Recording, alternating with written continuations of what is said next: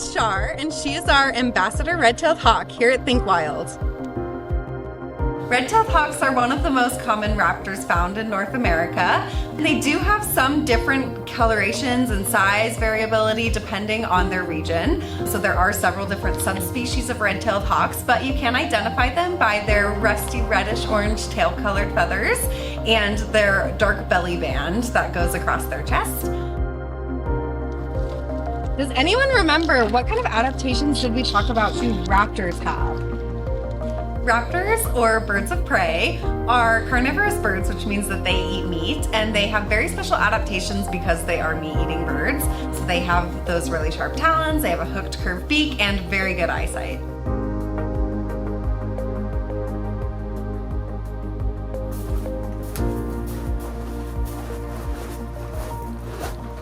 Char is our ambassador red-tailed hawk, and she was rescued as a juvenile at the Cascade Raptor Center in Eugene, Oregon after being hit by a car. She did sustain some injuries that healed overall really well, although these injuries did leave her blind in her left eye. Raptors do need both eyes to be able to hunt, so she wasn't able to go back into the wild, and we confirmed that after doing some live prey testing, which deemed her non-releasable back into the wild.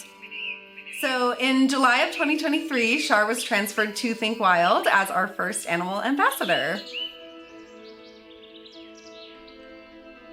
The red-tailed hawk is one of the larger hawks that we have here in Central Oregon, and their wingspan is about 4 feet. They have very broad wings built for soaring to help them conserve energy. Their eyesight is one of the amazing adaptations that all raptors have. Red-tailed hawks have eyesight that is about 8 times better than our eyesight as humans. And so I like to say if a red-tailed hawk could read the newspaper and you put them on one side of a football field and a newspaper on the other side of that football field, they'd be able to read that newspaper. They also have those very sharp talons and very powerful feet. They do typically sit on a high perch and then dive down to get their prey, and they use their feet to make the kill.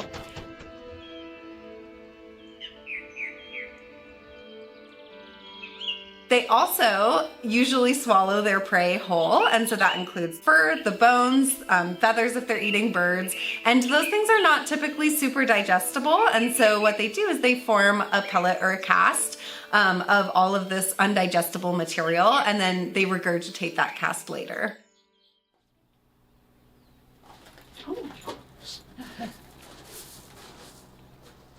Red-tailed hawks are opportunistic generalists, which means that they kind of eat whatever is available. They do really prefer rodents, but they also will hunt, lizards and snakes, other birds, other small mammals, and sometimes even scavenge for carrion.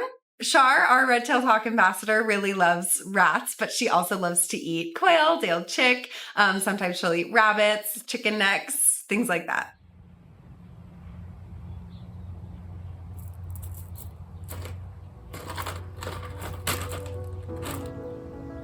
So we give Char lots of different types of enrichment to help keep her mind engaged, whether it be changing up something in her enclosure, giving her different perching spots and different textures to stand on, or if we're including food in her enrichment, giving her puzzles. All of these things can help keep her mind engaged and help her thrive in our care at Think Wild.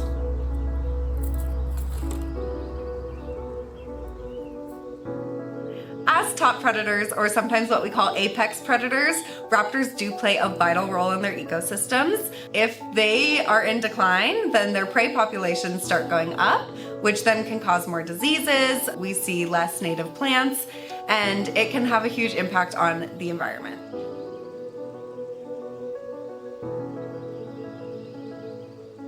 Since apex predators do have few natural predators of their own, one of the biggest threats to raptors is human-caused.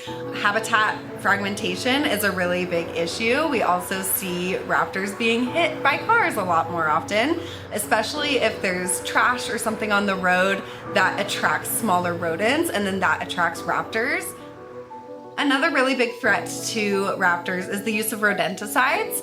So if a prey animal is affected by rodenticide, that will be transferred to raptors and other predators who are eating those rodents and other small mammals. We also see a lot of raptors coming into the hospital with lead poisoning. If an animal was shot with a lead bullet, that bullet fragments and gets in their bloodstream. And so when a larger raptor, like a turkey vulture, a bald eagle, or even sometimes red-tailed hawks, if they come down to eat from that animal, they now also have lead in their system, which causes them to be really, really sick. As part of our wildlife services program, we do help support raptors by creating owl boxes that we could put on your property, as well as raptor perches, which can help with rodent population control as well.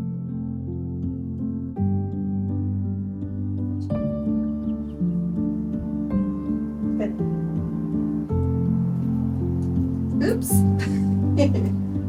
I've been working with Shar for about 3 years now, and I've seen her through all of her different seasonal behavior changes, her little quirks, and it just reminds me that every animal is an individual and every single animal deserves a chance to be able to thrive out in the wild. And so that's why we exist at Think Wild, to help these animals have an opportunity to be able to live and survive the best way that they can.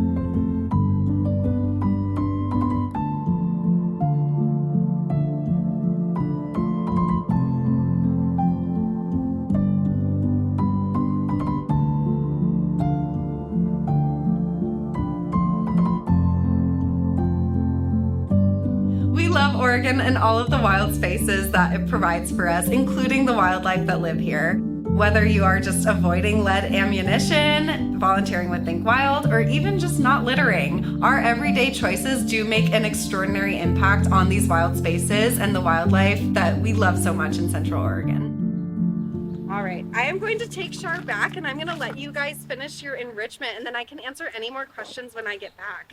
Okay, do you all want to say bye, Char? Bye, Char.